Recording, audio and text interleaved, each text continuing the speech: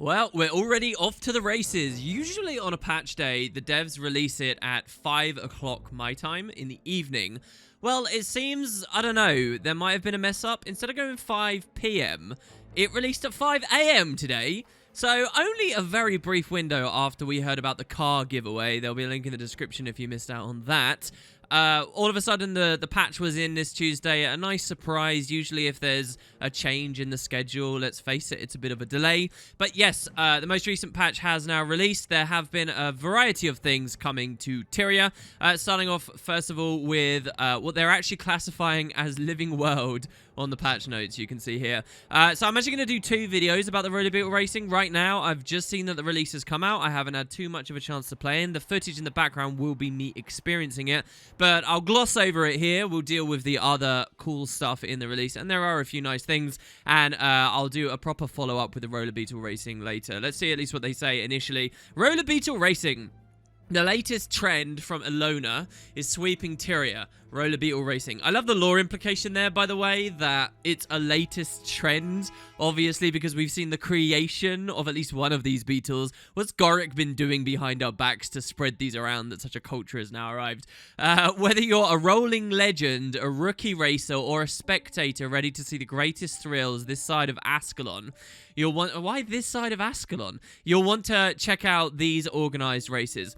Courses have been set up in Gendaran, Brisbane, Mount Maelstrom, Snowdon Drifts, and Diessa Plateau, which you should already know about if you had seen the announcement from yesterday. Or, if you need to get a feel for riding a Beetle, just try the test track in Kessex. So that's new. I didn't hear about that. I'm guessing the test track will be a little bit like what we had with the Long Live the Lich release, where we had an adventure that was really very basic, though there was quite a difficult drift at the beginning, if I recall rightly. The race courses are a permanent installation, but as a special offer in celebration of their grand opening, daily prizes will be awarded during the first month to racers who complete a rotating selection of race events. So, roller Beetle race courses have been added to the various maps. Achievements can be found in the Achievements tab under Side Stories. Rental Beetles are available for players who have not yet trained their own Beetle in the Domain of Corner. Now, I want to pause there on the rental selection thing there. We were curious about this before. The devs are obviously doing this as a big marketing thing, and they'd like lots of people to try out Guild Wars. And they made the note that free-to-play accounts could do this, and you were getting Long Live the Lich for free. But the thing is, if you're a free-to-play account, you, yes, get Long Live the Lich for free, but you have to buy Path of Fire to get access to it. So, like, what was the situation there? Well, you can actually just rent Beetles, and I guess that's sort of your bypass. And it seems because of where they've written this in the patch notes, this is just going to be for the first month. Complete achievements, participate in race events, or set daily high scores in time trial adventures to earn racing medallions, which can be exchanged for new rewards at prize vendors. A daily roller Beetle Racing achievement category will be found for 1 month. And you remember on yesterday's video, that's something I said I wanted. Giving extra racing medallions for participating in specific race events each day. So it really feels like they want you to do it as daily as much as possible, which probably lowers your odds to get some of those grand prizes, by the way. To prevent accidental dismounts in dangerous areas, the roller Beetle's engage skill will be disabled while participating in a race event or time trial adventure.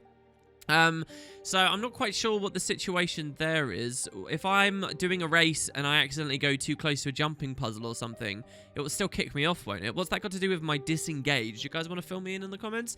But yeah, so you will be looking at the footage of that. You will be seeing how it goes, some of my first experiences. We'll talk in more detail about these achievements, about the medallions, about the rewards, and the courses themselves going forwards. I'm very curious about the Snowdon Drifts course, because when I tried to play that, just based on what I could see from the graphics and the art, it seemed really clunky and odd. So that one might be kind of a high-tech course. I don't know.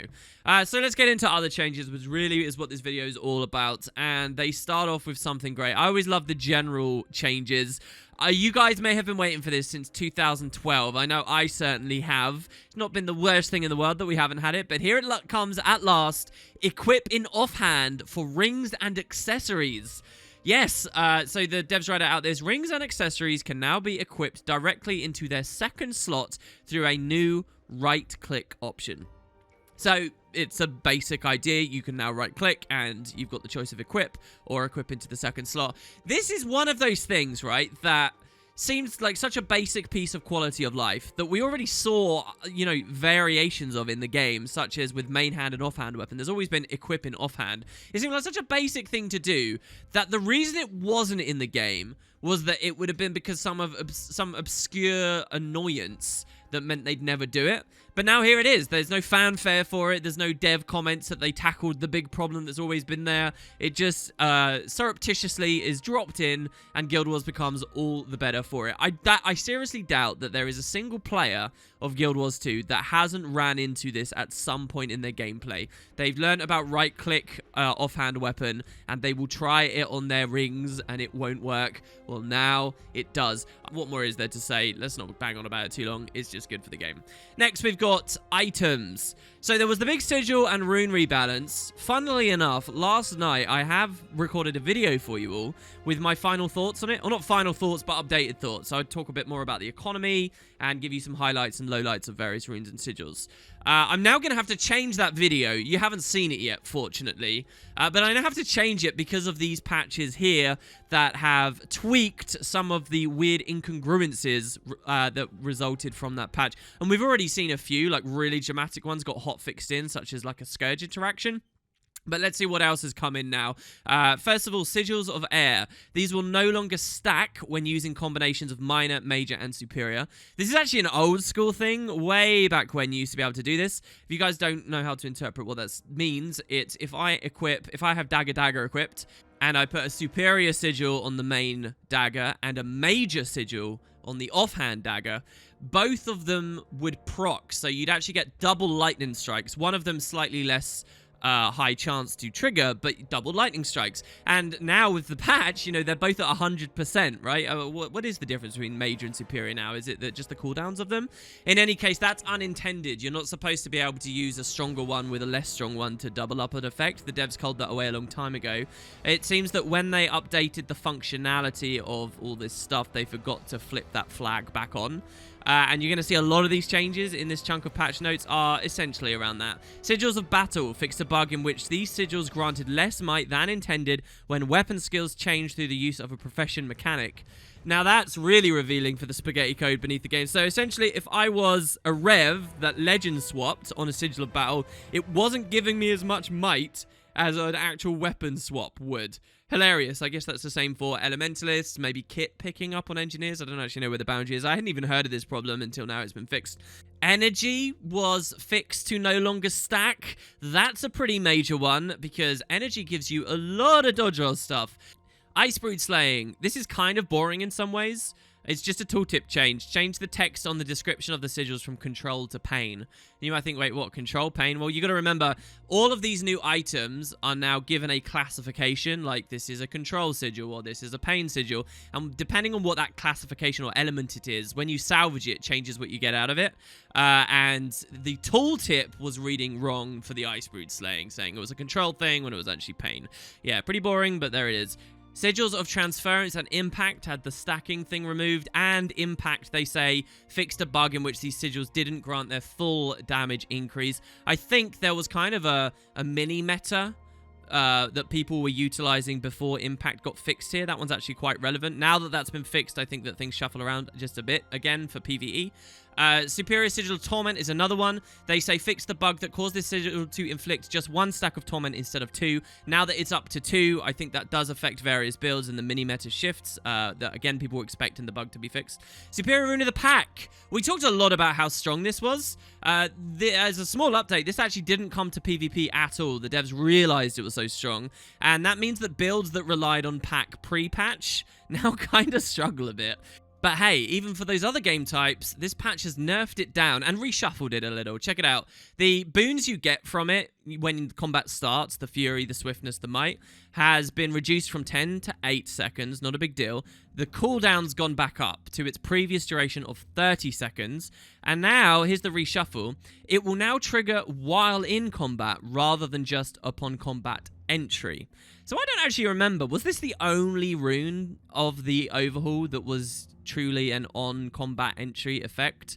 Well, now it just cycles. Every time that cooldown comes back, it will refresh, even if you were already in combat, just like, say, with Ogre runes and whatnot. Overall, for the long duration encounters, pack is now a little bit more worthwhile. Mirage, they fixed a bug that meant it only worked in melee when it splashed Torment out. Now it will splash Torment no matter where the attack came from, I guess. Its cooldown was being displayed improperly. It says displayed it improperly. From my recollection, they didn't display an internal cooldown on it at all, did they? So now they've added one, at least on the tooltip. Superior Rune of Ice fixed a bug in which the T6 effect displayed wrong. Well, that's the Icy Nova, so I would expect that's supposed to look like a Hydromancy proc, and I guess it was broken. I can't honestly say I tested that out in time. Sanctuary. Now, this one on the list is very exciting, and I had an experience with instantly today after the patch came through while I was playing a Firebrand supporting a Scourge in PvP. Look at this. Superior Rune of Sanctuary. The barrier gained from this rune is now granted by the healer. So, this was the T6, that is, whenever you get healed, you gain a barrier, right? Well, now, what that means is if I have an ally who's running these runes, and I heal that ally, I give them my heal, and the barrier on top, and the barrier that's applied is scaling on my healing power, so, you know, it's worth more. So I was healing this Scourge today, and I kept seeing that I was applying barrier every time I healed, and it's because they did this little tweak to Sanctuary runes, and the Scourge was on Sanctuary runes. I really like that interaction, and what it means is the person on the Sanctuary runes doesn't have to be on lots of healing power as well, so they're happy to have the Vitality, which increases the maximum amount of barrier they can have on them. Meanwhile, the healer, who's applying the barrier, can stay on his healing power-oriented stuff and splash high quantities out. It's really cool. I like it a lot. And probably, I guess, it was what the devs originally actually intended for the whole thing. Next, we've got Rune of Vampirism. This is one of the things I have to update for my upcoming video. Fixed a bug in which the T6 healed defeated players. Yes. So this was gain 10% life whenever you kill something. If you tag a ton of people in World vs. World, got defeated, you're in World vs. World. You are not supposed to be able to get rezzed while people are in combat. And yeah, if your Zerg now starts wiping people and you had tagged them, you count as killing them and you get healed from downstate. That's such a cool idea. The vampire returning from the dead. Very on theme, but obviously unintended. I wonder now whether that's a mechanic the devs might actually design for one day in some kind of Grandmaster trait or so. I mean, it's too wild, isn't it? It's probably not what classes should be doing at all. It was fun for a little while. Next, we've got a new jewel crafting recipe has been added that allows players to transmogrify azurite crystals into orbs. This is because azurite orbs are used for some of the new recipes, and they were already extremely bloated. Well, now they have a little bit more access, which is good. And similar situation for the amount of Maguma lilies and freshwater pearls required in rune and sigil recipes that use these ingredients. Well, they've been reduced. That was another pretty common criticism. So, yeah, that's on the back of that. Let's move on to other aspects of the game here. First of all, Frost Aura. I'm surprised to see this. I don't know how long this bug has been in the game. Check it out. Fixed a bug that caused Frost Aura to reduce damage by 8% instead of its intended 10%. So, I don't know what tipped the devs off to the fact that this was broken. It's a very slight difference. The tooltips have obviously always read 10%. Apparently, it was always 2% less than it was supposed to be. This is a direct buff to Auramancer support builds. And, you know, not a major one, but at least the numbers are what the devs thought the numbers were now. Cool. Ranger, tooltips in pet management panel now display information about each pet's special skill and beast mode archetype. Pretty nice, and something we've been looking for since POF came out, really. I'll try and get some nice footage so you guys can see the new UI in the background. Moving over to PvP very briefly. Look at this. SPVP. Players can now purchase Mistforged Glorious Heroes Armor from the League Armor vendor if they have unlocked Ardent Glorious Armor or the Glorious Heroes Armor and have a PvP level of 100. I don't understand this patch note because that already happened. That happened when they added Asura Arena and Jin's Dominion, didn't it? That happened when they announced Dwayna's Duos and all of that fun stuff. Dwayna's Duos are currently going on right now, and that's cool for the release, and we can see that they're advertising it. But this was already a thing. Why is this in the patch notes? What am I missing? I mean, I've already bought that from that vendor before this happened here. I've gone in-game and looked, but I can't verify any change. Maybe it's just a late note that was supposed to be there before. Hey, who knows? Lastly, they finish up with this block about Black Lion Trading Company stuff.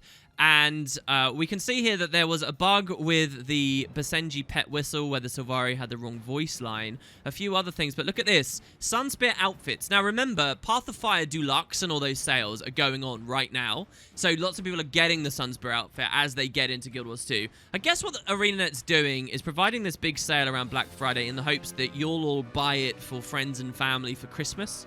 And anyway, so if you do that and you get someone the Sunspear outfit, they say here, made improvements to this outfit to address some visual issues. And I guess what they were talking about was like the skirt at the bottom, which the cloth wasn't working very well. Well, supposedly that's changed quite a lot now. Here's some evidence of it on screen. The flapping and the physics behind it is supposed to be a bit better. Obviously, this release gave us the roller beetles and that scarf. Now, if the physics on the scarf is a bit different, maybe they're also piling it on the Sunspear thing. Is this all work? Precursor stuff for them to put capes in? Is that going to be a headlining feature next expansion or something? I don't know, but maybe there is something going on here. Those of you who are way more inclined to care about clipping issues and fashion wars can definitely chime in down below, and we'll see if I'm making a mountain out of a molehill here. But I think that's what the improvement was that they were talking about.